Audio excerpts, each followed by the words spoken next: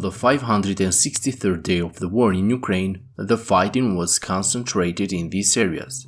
Today, Ukrainian sources published a very interesting footage that shows a rare encounter between Ukrainian and Russian tanks at close range.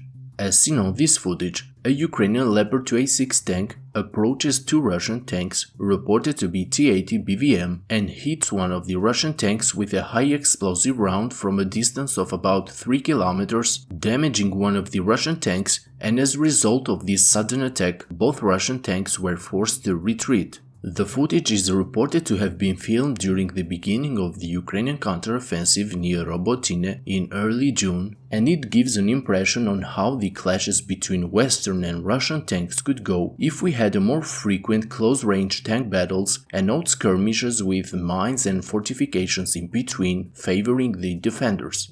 Regarding the situation on the ground, according to Ukrainian sources but also based on geolocated footage, Ukrainian forces continued to make small advances in the areas northeast of Novoprokopivka, clearing some Russian positions along the forest lines, pushing the grey zone closer to the outskirts of the town. An interesting development was reported on the western flank of the front in the areas between Kopani and Robotyne. As I mentioned in the last two videos, in this direction the Russian forces have been quite active, making a series of counterattacks near Robotyne. Today it was confirmed that not only the Russian counterattacks did not bring any positive results, but they likely turned out to be major failures, because today Ukrainian sources informed that their troops managed to advance west of Robotyne and cleared a part of the Russian trenches in this direction. According to pro-Ukrainian sources, based on the declarations made by Russian prisoners of war, the Russian forces suffered heavy casualties during their counterattacks and were reportedly subject to their own artillery, who fired at the Russian troops as a warning not to make any steps back. Battles continue in the trenches located on the heights north of Novoprokopivka, and as proven by this geolocated video posted by a Russian drone unit, the Ukrainian forces are now in full control of the eastern part of the fortifications, while fighting continues for the control of the eastern part, which remains under Russian control.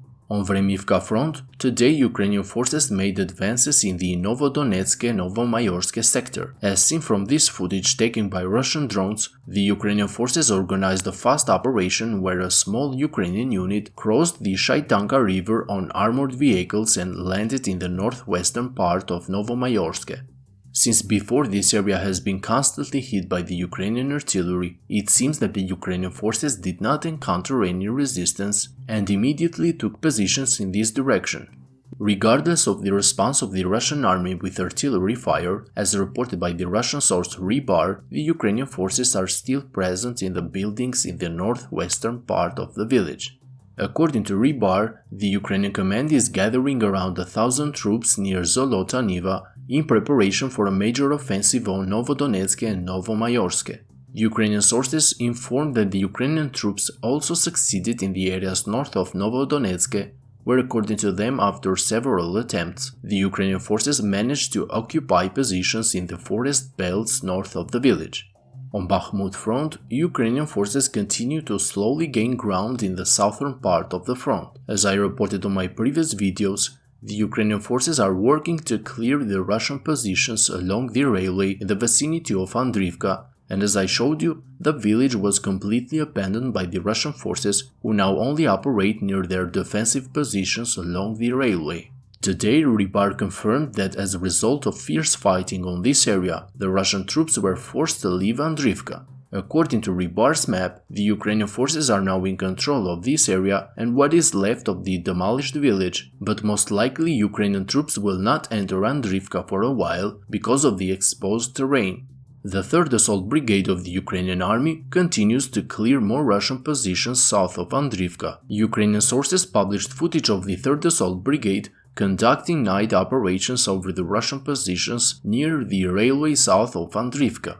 Friends, if you like my daily updates, I kindly ask you to hit the like and subscribe buttons, as this will greatly help the channel to reach a wider audience. That's all for today's update. Thank you to my Patreon supporters and have a great day.